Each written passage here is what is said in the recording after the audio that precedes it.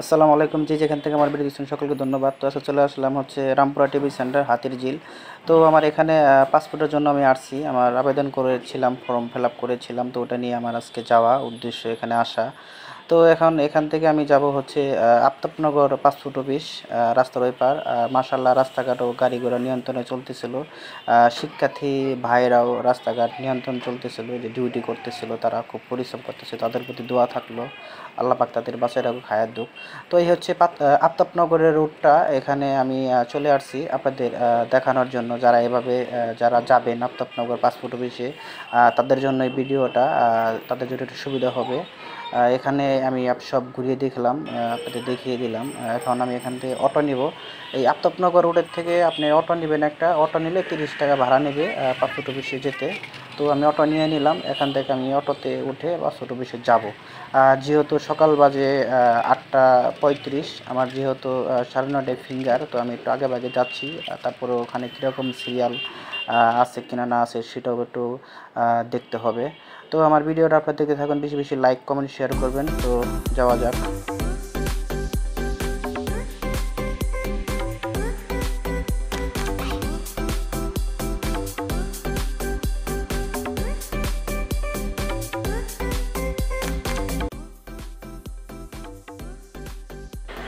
আর যেহেতু সকালবেলা দেখতেছেন, অটোতে আমি উঠেছি, কিন্তু অটো অনেক ঝাঁকি, আর আমার হাতে কাগজ। তো এটা নিয়ে আমি পাসপোর্ট যাচ্ছি। তো যাওয়ার পরে ওখানে কি হয় না হয় আমি এটাও আলোচনা করব আমার সাথে বা আপনাদের সাথে, বা আসলে কীরকম কী সুযোগ সুবিধা।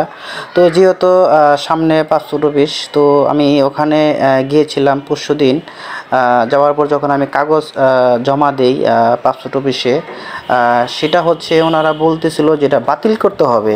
তো আমি আসলে ঘাবড়িয়ে গেলাম যে আসলে আমি বাতিল করব বা কি কারণে।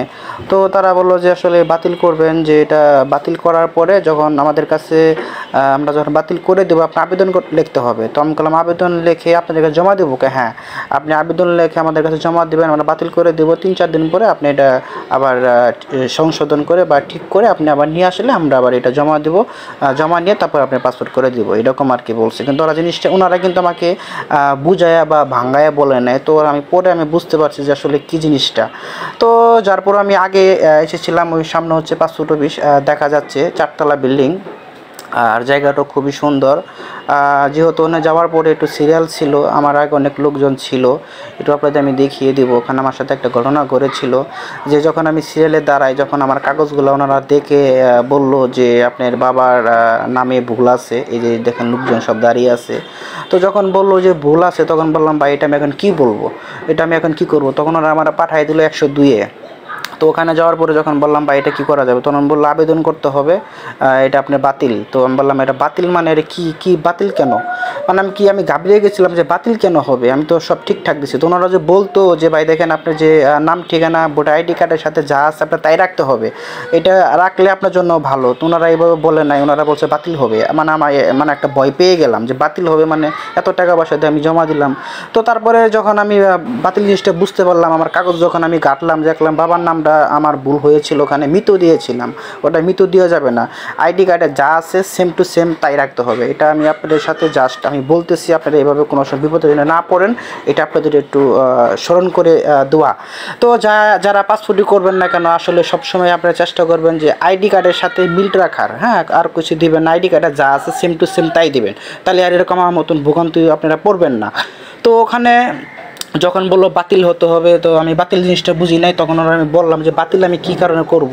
তো উনি বললো যে আপনি যখন বাতিল করবেন, বাতিল করার পরে আপনি আবেদন লিখবেন, আবেদন লিখে আমাদের কাছে জমা দিবেন, তো আমরা বাতিল করে দেবো। আপনার কাছে মেসেজ চলে যাবে, মেসেজ যাওয়ার পরে 3-4 দিন পরে আপনি অনলাইনে ঢুকে আবার ঠিকঠাক করে আবার নিয়ে আসলে আমরা জমা নিব। তো তারপরে আমি যখন পাসপোর্ট অফিস থেকে বাইরে হইলাম, এই যে বাইরে হওয়ার পরে আমি এখানে কিছু লোক পাইলাম, মানে এটা কী বলে, যে কেউ বলে দালাল, কেউ বলে সহকারী। তো যাই হোক, যে মনে করেন না কেন, তো পারাপর ওনার সাথে কথা বললাম। উনি বললো যে ভাই বাতিল করলে আপনার 3-4 দিন সময় লাগবে, এটা বাতিল হবে, মেসেজ যাবে, তারপরে আপনি ঠিক করতে পারবেন। আর আমাদের কাছে আসলে আমরা এটা সব ঠিকঠাক করে দেবো, শুধু আপনি ফিঙ্গার দিয়ে যাবেন না। বললাম ভাই টাকা পয়সা কত লাগবে? তো এক ভাই বললো 3,000, আরেক ভাই বললো 2,000। তো এক ভাইয়ের পরিচিত পেয়েছিলাম, তো উনি 1,500 টাকা রেখে দিয়েছে, আমার নাম টাম সব ঠিকঠাক করে, তারপরে ওটা ফিঙ্গার দিয়ে ওনারা রেডি করে রেখেছে। যেহেতু আমি কালকে মানে বুধবার আমি আসছিলাম, এটা জমা দিতে পারি নাই। তো আজকে যেহেতু বৃহস্পতিবার, আমি তাদের দোকানেও চলে আসছি, এখানে দোকানের অ্যাড্রেসও আছে, আমি দেখিয়ে দিব আপনাদের সামনে দেখতে পারবেন। তো আসার পরে দোকানদার ভাইটাও খুব ভালো ছিল, ওনাদের ব্যবহার আচরণ খুবই ভালো ছিল। ওনারা আসার পর আমাকে ফিঙ্গারের সব সিস্টেম করে দিয়ে রেখে দিয়েছে, শুধু আমি সকালে এসে ফিঙ্গার দিয়ে চলে যাব। তো যখন আমি ফিঙ্গারটা দিয়ে যখন আমি দোকানে আসার পর যখন আমি কাগজগুলো সব গুছিয়ে যখন আমি নিয়ে নিলাম, নিয়ে যখন বললো আপনি 303-এ যাবেন, তো 303-এ যাওয়ার পর যখন আমি ফিঙ্গারটা দিলাম, ওখানে সব ঠিকঠাক আলহামদুলিল্লাহ সব কাজ হয়ে গেল। তো হওয়ার পরে যখন আমি ওখান থেকে ব্যাক হয়ে যখন অফিসের দিকে আমি যাই, যাওয়ার পরে দেখি যে আমার যে সমস্যাটা ছিল কাউন্টারে আমি জমা দিতে গিয়ে, সেই সমস্যাটা আমার হয়ে মানে এখনও আছে।